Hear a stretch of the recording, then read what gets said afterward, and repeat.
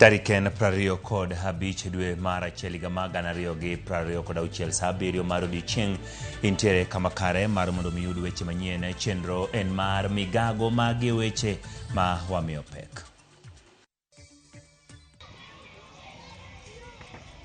Chenro mar alam orochore bang' dir iro malungo wang' kuom jatend DCP Rigathi Gachagua Othaya e kaunti ma Nyeri.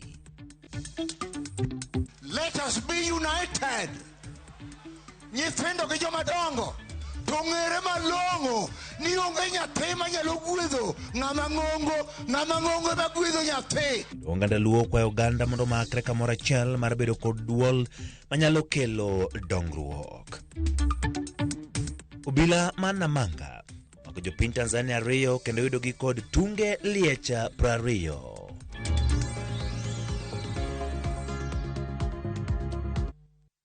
Paramogi bed kod chakruok nyaka giko antiere kod mathoth moikoni nyinga Ochieng' Emmanuel. Chenro mag alam obedo gi rochruok kanisa mar ACK Witima mayudore e kar chung'od bura ma Othaya e kaunti ma Nyeri.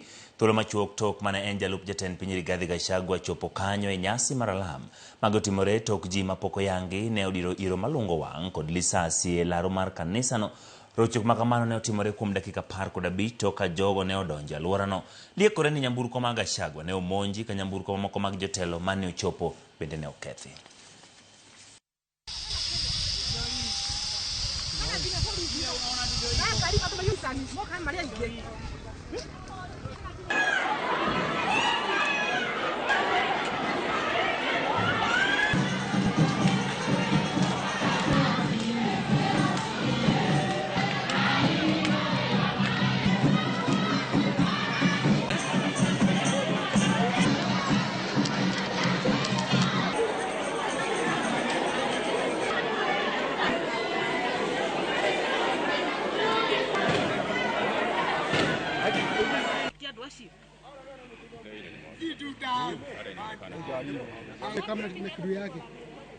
Galio ya galio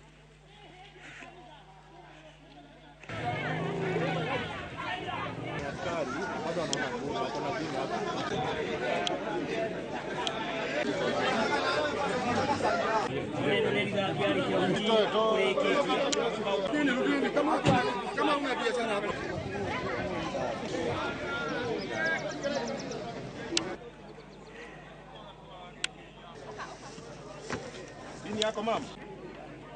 Nisafiri silaba.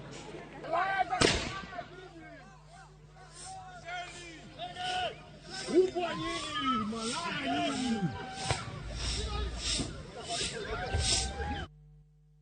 Kawere gi mago en jatend duond bura mar Democratic Action Party DAP Eugene Wamalwa osiemo spika mar bura mamalo Moses Wetangula kowacho ni riwruok mar ODM kod UDM otone yiero maduong' mar 2027 nyalo dhiro ma ochwe oko e sirikal ka Ford Kenya motelie kod Moses Wetangula. Kaka mano Wetangula onyiso jogo ma siro Ford Kenya ni pod gingirore kanyakla kata bedo ni winjruok manyien limbo. Jatelo gi ne loso sama ne giyoro iko mar MCA manogwel Johnston Baraza county ma Trans Nzoia. Nataka niambie ndugu yangu Wetangula what I told Man Rigiji hapa Kitale ya kwamba ODM ni kama ngamia wakiingia kwenye hema wanaweza toa mwenye hema. Mimi kama Kwesle nikipima vizuri huu muungano wa UDA na ODM sisikii Ford Kenya hapo sana. Mimi nimesikia ANC imerudishiwa Mudavadi. Yeye na ANC yake waje na Ford Kenya. DAP tuko tayari, tukae tuanze kuongea mambo yetu ya 2020. Sijui kama mnanipa ruhusa jamani. Whatever is being negotiated between UDA and ODM, Ford Kenya's position is very safe. Don't worry. At the time we see dalili ni mzuri, if I see you have a better chance, I'll stand behind you. If you say I have a better chance, I expect nothing less from you. Tusimame kulingana na order. But the little that can be ongea. Kwa na mambo Jodongo Galaluo kwayo riwruok e kind joluo duto kendo jokanyo duto mag ODM kanyo gilose bura maduong' mar mbaka jokanyaname kaunti ma Kisumu. Jodongo go kwayo nagi duto mondo bedie twech achiel ka iriwogi kod ogai mar ODM Laktar Oburu Oginga. Bende gijiwo ogai mar ODM Oburu Oginga mondo los winjruok kod duond buch siasa mopogore opogore kochakore kod UDA mondo mi oganda luo donjie piny owacho e higa mag 2027.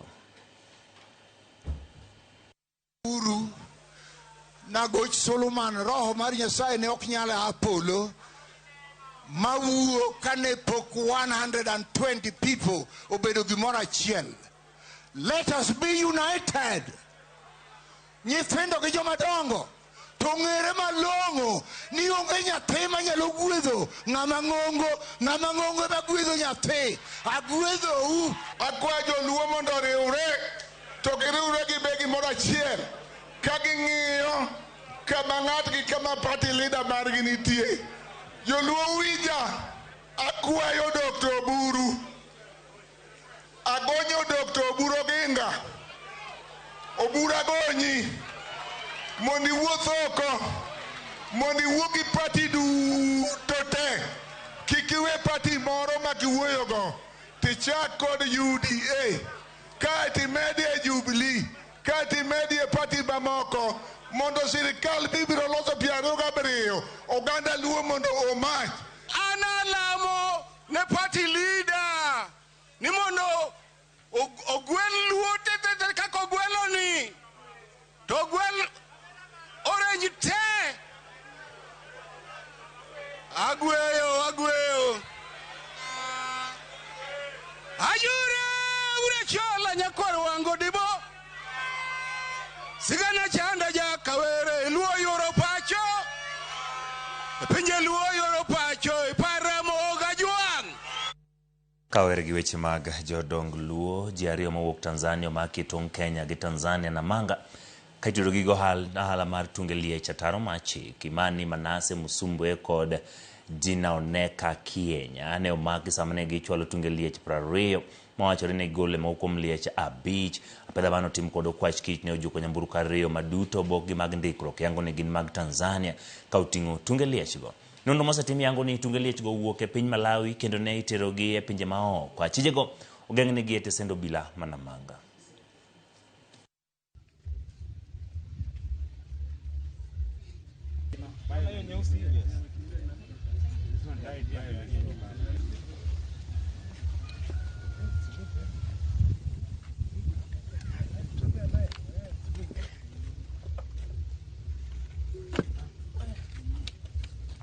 I want to commend the teams which carried out this operation.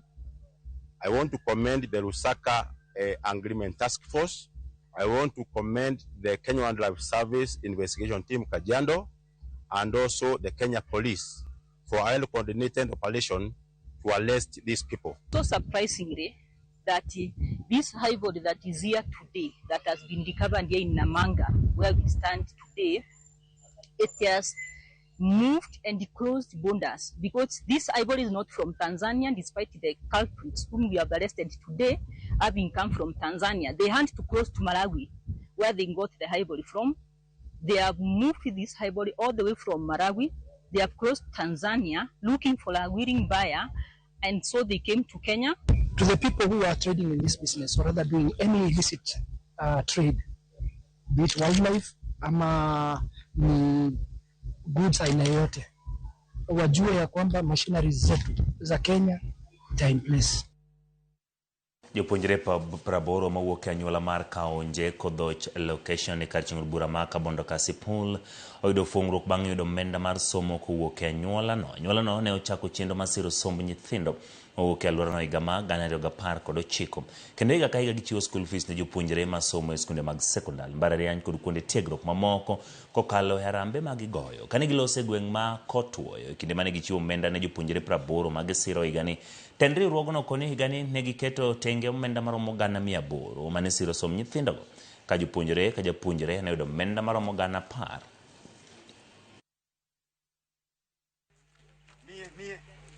Nyithindwa mang'eny ne ok dhi sikul. Koro ne waluongore kaka jokaonje ni to dwa tim nang'o mondo nyithindwa gi odhi sikul. Ne wabedo piny, koro ne wayiero departments mopogore ne wayiero department mar education mondo no identify nyithindo mane fiso chando. Ne wachako gi goyo arambe matin 2019, ne wagoyo arambe mane watero go nyithindo sikul. Koro akanyo wasebedo kwadhi nyime nyaka sani. Kawuono wate nyithindo 80 e secondary school. Wadhi miyo nyathi ka nyathi 10,000. Mwadhi miyo nyathi ka nyathi 10,000 ni kwa medo gi mag CDF maka hivyo bara ni nyathi day school watieko. Omiyo jolowa kata wan mon liete nyithindwa dhi skul gise somo gin gi barupe. Omiyo ne wagombo ni riwruokwa ni omed dhi nyime ka de onge riwruok machalo kama. Ok ang'eyo ni an kaka Chiliel dikoro an kanye gi nyithinda. Joma mine boma ma Kisumu sidayanga telo mar Laktar Oburu Odinga kaka ogai mar ODM kendo gikwayo na giduto mondo riwre bwo tendo ogai manyien mar chama. Gikonyo ogai margi machon Raila Odinga na weyo Uganda kod ODM ka riwre ma ok owinjo ng'ata yie mondo mipogi. Kuom telo mar Oburu Oginga aneno ka en gima ber nikech baba opawewe e lweto Oburu Oginga to Brad Plus mower wano mar telo mar Ruto baneno ka ber kik wawuog uru kanyo jopiny wasikuru kanyo joluo waol gi lige ndara pile ka pile.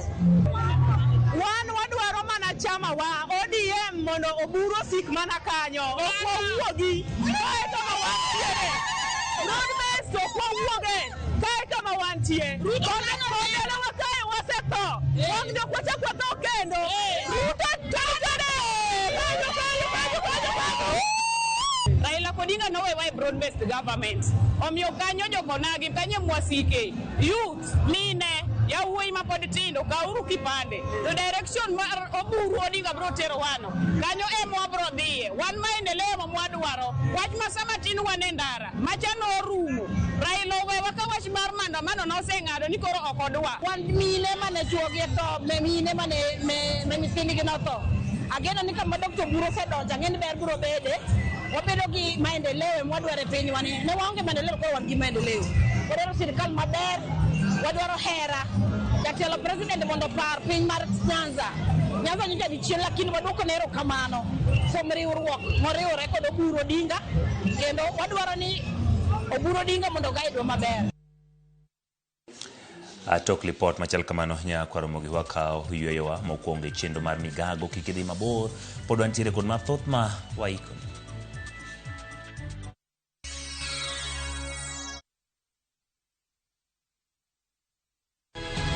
Nyikwa Ramogi bedi her mar loko puothi obed ohala madhi maber kendo med yuto mari. Ober nikech en crop manyalo miyo ipidh kata gwen, pidh dhok yo mayot. Wakelo ni chenro mar pur gi ohala.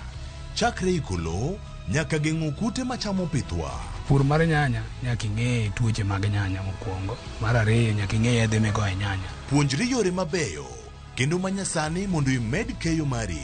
Mondo yud yuto maber en ni niang' nyaka ido maber miol ne pi timne irrigation. Kaka chiro medo lokre wanyisi gigo mausre kendo nigi nengo kaka kinde loko. Koro rabonda no kapure kota eka ni kapure maber balose tayute molo kana yudo oduma e puodho mar kota ne eka. Tudri koda ana lori nyaka Black tich adek sa achiel gi dakika 45 to mana e Ramogi TV.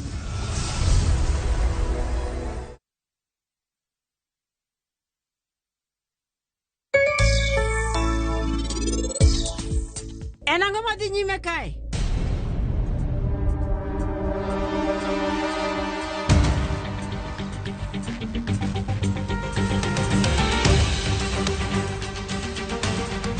Yawa nyithindo matindegi. Revisha ushinde. 500k can hit your MMF anytime. One bedroom apartment ya 5.7 million can be yours. Revisha ushinde. Open and save in your KCB Gold Savings account for a chance to win many prizes. KCB, for people, for better. Igani nyaka ringe gi gari mamara. Igani nyaka ugi ndege anbe. Igani nyaka ugi ndege anbe. Igani nyaka gero ot minen. Igani nyaka gero ot minen. Mondo yud skiza tune mara mar thuma mar higani, idial star 860 star 416 hash. Ramogi TV e od jothumbe duto.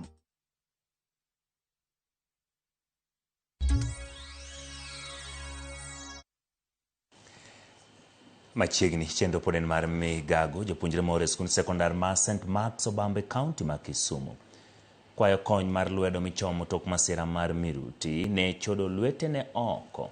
Eric Onyango jopuonjre ma jaklas koda papar koda chiel koro ok nyal timo gimoro amoro wuon. Kendo chuno mondo kowe kuonde te nyaka chogino makoro keto mudho geno mar ngimane makiny. Reporter marwa nolimo Eric School kendo losonwa report machal kama. E skund sekondar ma St. Mark's Obambo, wadonja klas mar Form 3 Shiners. Ka klas dio nyime. On the right-hand side, we had to happen. Japuonjo dich puonjo kwano ka jopuonjre winjo kendo ndiko. Mak mana nitiere japuonjre achiel e klas ne mapok ochako ndiko. Eric Onyango ok nyal ndiko ka jowadgi kalore ni onge kod lith lwetene. Mondo miyo ndiki nyaka twene gimoro machalo mibawo gi selotep e kasone kalam mondo nyal ndiko kata mawiye. Rawera nonyuol nyathi maonge ng'ol mana ka jowadgi mamoko ka. Gima kata kamano nolokore dwe mar 3 higa mokalo. Kama noyude masira mar muoch miruti, ikini mano kwaye bungu machiegni kod dalagi ma bende nitiere Obambo.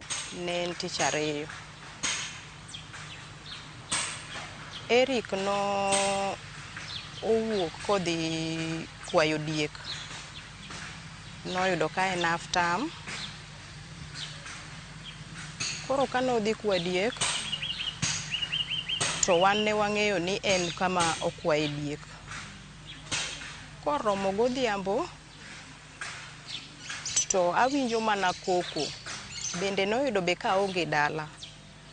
Iyo makuma nadhiye. Ni min Eric ohinyore. Eric ohinyore matek. Koro apenjo ni Eric ohinyore nang'o? Ang'o mohinye? Ni Eric murutu ogoyo. Miruto goye go. Tadwoko ni to Eric miruto goyo. Eric mowuok gi diek nodhi kwayo diek. Miruto goye kanye. Ni Eric miruto goyo malwete ne ochot. Min Eric lero ni Eric noringode od thieth maduong' ma jo TRH kama nothiedhe kendo ng'ad lwetene go manohinyore mokalo. Nabedo gi buok mana ywak mawacho ni nyathina manyeri eke oda kama nyathina manyang'e ni dhi gola oko. Nyathina ni nyoche riek. Koro nyathina ni otimore nade. No kabedo gadier ni Eric lwete ochot. Naringo Rasia. Okawa gi pikipiki kadhi Rasia. Ayudo ka nyathi ywak, nyathi rem ramo, nyathi lwete ne onge, jowadwa. Nyathi rem ramo, nyathi ywak, remo lich. An no kachopo kata kuma nyathi nitie mimaka ka ywak. Tok thieth, Eric noduogo pacho mak mana ni koro ok onyal dago ngimane machon. Eric odok molokore nyathi matin manyaka konye dago ngimane mapile. Ok anyal dhi kamoro e yo mayot. Nikech nyathino en nyathi ma ane matere cho, ane mapidhe, law ane malwakone. Gimoro amora ane matimone. Ok onyal timo kende. Koro nyathi be penjore ni to abiro bedo gi lweta machieng' moro natime gimoro kenda. Kata ka ndala ok anyal luok. Nyaka mamwe ma e chiro mabiloka. Kata ka gaginene. Kata ka ginene achiemo. Ok anya chiemo. Arite mo obimo miya chiemo. Koro mane makale pateka yeye. Kato bedo ni masirano nokelo ne Eric ng'ol mochwere. Nodagi dhi e skul mar jomong'ol gima koro miyo tend skundni. Nywako maneno ni oyudo kony mar dago ngimane makare e kind jowetene manoseng'iyo godo. Nwaneno ka en gi nodwaro kabisa bet e skul omiyo nwayiene mondo duogi. Kendo nwayiero nyithindo moko mosiepene mane nie klas gi mane nyalo konye. Akanyo osebedo nyathi ma jachir kabisa. Kendo osebedo kosomo kendo timo gigo monyalo timo. Remerik ni godo kata obedo ni olosne gima Joel ndiko en gima nyako yud kony mar wako kendo golo kendo ok miye thuolo maber mar somo kaka jowadgi. Gino makoro miye kiondko kalura ni onego tim penj maduong' mar KCSE ga manyien. Gima otiyogo ni ok mi ondik piyo, koro seche moko iyudo ka jowetegi osetieko to en nyaka mede time mondo tiek kata somo kata gigo mitime klas. Gima tek en kata ka ne klas jie goro jie timo practical an koro kanya timo. Gima lit ni kata mana dhi konyore chom gima en gimo pondo ne dhano sani Eric nyaka kow gi jowetene. Kata ka uk ni wandiko no Eric bendiko ko uk no dicho Eric bendiko so sani koro pek mantiere ni Eric ok nya dicho ka ng'ato ok odhi kode kata dhi ni odhi ka chiemo no ko nyalo dhi ka ng'ato kodhi kode ng'ato dhi kode makoro pek ma Eric ntiere go sama ng'ato gi kode machiegni onyalo kata hinyre koro. Ka olang' madhi chiemo oyuak Eric ok nyal ringo oko nyaka orit ng'ama golo ne gimo bawe lweteno mabiro dhi kode oko konye kawo chiemo kendo pidhe mana kaka nyathi matin. Kata obedo ni nowito lwetene Eric ni kod chuny motegno kendo sama waloso kode obuonjo mar nyiso geno ma en godo e ngima. Mokwongo ka ni gini osetimbre na ng'eni ngima na osechung'. To nadoka abet piny maparo ni mai gima ngima na nyawuoke mai kama ngima na onyawuoke. Nitie jowetewa mang'eny machal kama koda to ngima gi pod songa kora kopigi koro komiya ni ok abed gi stress mang'eny ni ngima na oserumo. Karawara ni ikore ne penj maduong' mar KCSE ga manyien kwayo maduong' en mondo oyud lwedo michomo mondo bi onyal timo penj kendo chop kare lek mare. Gi sani to koro nyathi osechango koro wadwaro mana lwedo no wono wacho ni entie to beche tek ok wanyal yudo kuonde moko awinjo ni en $1,300,000 moko be awinjo ni en $2,000,000 koro kata gima dwa usi mwadwa nyiewo godo lwedo no onge. Honorable Rosa Kinyibuyu ama seneta wa Makisumu ngire tomo jienda ne okonya. Lek mar Eric koro nitiere lwet joma chunygi ler manyalo konye yudo lwedo michomo. Kageno mare ni lwedo go biro miyo dog dago ngimane mane nitiere chon motelo ne masirano. Simfros Okinda, Ramogi TV. Jaod bura ma Narok East Ken Kiloku olando ndalo adek matimo pedha ne jopuonjre mag grade mar 10 mapok odonjo skunde sub county kinde ma piny owacho medo rido chenro chwalo jopuonjre skunde midewo ni 100% transition. Kiloku mane losi apisi machiwo basari mar kar chung'o bura no e kinde chenro mar podho nyithindo madhi yudo sir okoni jonyuol owinjo kawo ting' mar neno ni jopuonjre duto donjo e sikunde kendo gibed mayot kabendo yango ni owinjo migi ting' kaka jaod bura ma PM kod jaod bura ma Harundini Nyoro ka ok ni skunde mathoth mantie masawa mar Kenya noger chon. Tunapitia changamoto ya kukosa pesa za basari ya watoto na lakini sasa kwa vile serikali tusikilia huruma tunapata hiyo, tunaendelea tu kujikakamua kupata ingine na kuendelea kusomesha watoto. Kwa maana kukaa na watoto nyumbani ni hatia. Hao ndio watakuwa viongozi wa kesho. Mtoto pengine ama mama ama mzazi ambaye alikuwa ameapply online akishafika hapa lazima download your form. Sababu your form ndio tunawana majina yake, tunawana mahali alikuwa ameapply, alafu wakisha download your form chief anakuja kusign. Tume-identify ya kwamba there's a lot of kids, karibu maelfu ambao wako nyumbani bila kwenda shule. Kuanzia kesho tumesema watoto wote ambao wako Narok East waletwe kwa DC office na DC awapeleke mashule. Gwenge mag Masawa wachore ni emane siro maduong' e loch ma jatend piny Kenya William Ruto yiero mariga ma 2022 bang' bugo fuko mare gi ombulu maromo milion mohewo milion 3. God Masawa kata kamano ne ochako bedo mapoth ne Ruto thuolo machuok bang' ka osiep margi kod jalupne machon Rigathi Gachagua bedo makech higa mokalo Ndalo machuok mokalo Ruto oselemo Masawa kendo yudo rwak maber kaachiel gi yudo sir mag osiepe Gachagua kaka Gathoni Mushomba kod George Kiomburi. Dibeni Ruto yudo wuoche mag twenyo Masawa kendo. Chris Owino Kolono wachni. Gwenge mag Masawa osebedo ranyisi masiemo ne piny Kenya kama siasa ochomo to moloyo yiero matend piny. E yiero maduong' mokalo, yamo mar God Masawa ne okutho maber ne jatend piny William Ruto kendo miye loch tok pong'o odher mare kod ombulu mohewo milion 3.5. Osiep mar Ruto kod jo Masawa ne ok obudho kendo chako bedo mawach tok keny mare kod jalup machon Rigathi Gachagua tore higa mokalo. Bang' jo od bura thich oko Rigathi Gachagua, jonon siasa ne ong'ado bura ni osiepe kind Ruto kod jo Masawa bende ne orumo gi kanyo. Kata mana jo siasa mag UDA bende ne ok mi thuolo mar loso kod jopiny e gwenge mag Masawa. Yamb siasa kata kamano ne ochako kudho ataro jumbe machuok mokalo bang' osiepe Gachagua kaka jaod bura ma Juja George Koimburi kod jawadgi mag Githunguri Gathoni Mushomba lokore kendo wuok e kwaya mar one term. Dibed ni Ruto chako yudo wuoche manyien mar twenyo God Masawa kendo. Wakenya kutoka kwa mlima waliamua kitabo even before the Gen Z ya kwamba kwa Ruto si nyumbani, na kwa Ruto hakuna makao, na kwa Ruto iko shida, na kwa Ruto hakuna matumaini.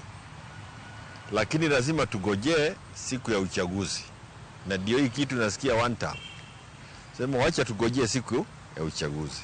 President William Ruto pode ja siasa manigi mbi moingo jo siasa mara Kenya ka. Iwacho ni nitie joma go ajwa, to nitie ng'ama en kobiro to loko nyaka jwano gi kakigoye. President William Ruto king'eyo historia mare en ni ng'wech moro modhiye to loko ga kakigo ajwa. Omiyo kidhi weche mag gweng' ma Masawa noling'o weya ka jakwago koko winjo gi winja, to ka saa koro chopo koro oloke ma jok obedo confused nikech Gachagua manyogo koko ni nigi jopiny ni ene mo defend piny Masawa. William Ruto nyodhi kode yiero mambere North, ineno kanyo oloye moko dhi kata campaign uru mana jalopne. E kaunti Manyeri ma en thurgi Rigathi Gachagua, Ruto ne oromo kod jotelo mag UDA maromo 17,000 kendo yudo sir mar achiel kuom osiepe Gachagua Mangita Gidel, Mutahi Kahiga ma en gavana Manyeri. Hapa ni nyumbani, hapa ni kwako, na hapa tuko karibu, tumekukaribisha. Rais, yale mambo yamebaki Nyeri ukikamilisha, mimi nitasema 2 term. Okang' makamano osekelo penjo mapek ewi mbi mar Rigathi Gachagua e gwenge mag Masawa motelo ne yiero maduong' mabiro. In my view gilokre nikech onge gima gineno kacha. Ing'eni nyalo luwo ng'ato tiyudo ni luwo mana Pepper Tiger, ng'ama gaga koko to onge strategy, onge policy, onge ideology, onge program, onge thoche be. So jotelo ok ne future ir Gachagua. So ka ging'iyo to gineno ka future ni mana ka William Ruto ka. Emeno ng'eny gi we Gachagua ringo dok ir William Ruto. Gachagua en gima iluongo ni a receding power. En gima rumo.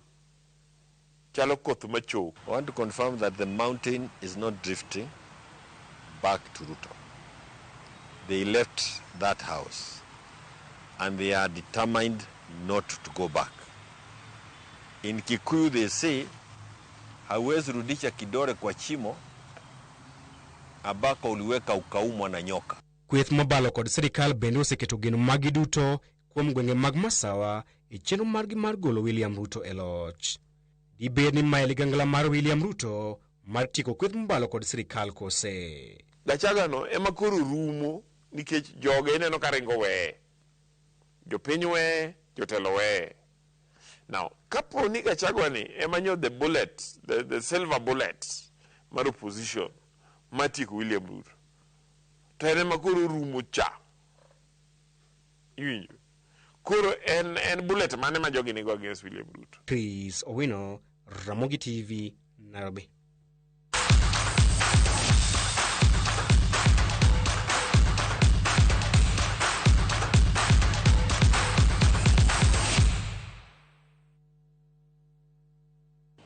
Duol matao tuke joma nigi ng'ol Ability Sports Kenya nyo oyiero apisi manyien e alap manyayo.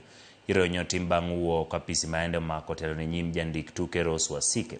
Agnes Oluoch nyo oyiere Nyalodia kaka jakom ma jalupne ma bende en Alfred Simiyu. Edwin Murua ne ochao kao kare. Jagoro maduong' ma Carol Wanyera bende nyo oyier kaka jakeno Nyalodia. Boniface Mutua kod Charity Njoki Kamau nyo oyier kaka jokanyo ma komiti. Jakom manyien lero ni gik mokwongo madhi timo gin kaka fwenyo kendo gero talanta e kaunti 47 apis manyien biro tiyo nyaka higa ma 2030.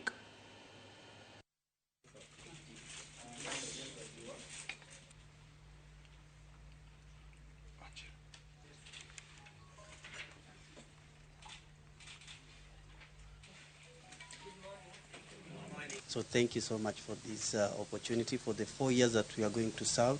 I promise you that we'll do our very, very much best to uplift the game in Kenya of disability sports. The members felt it good to elect me. So I just want to assure you, as the president of Ability, I will work hand in hand to ensure that we put ability sports to another level. We will ensure that we also go to grassroots, reach out to schools, and tap in new talents, grow ability in a big way.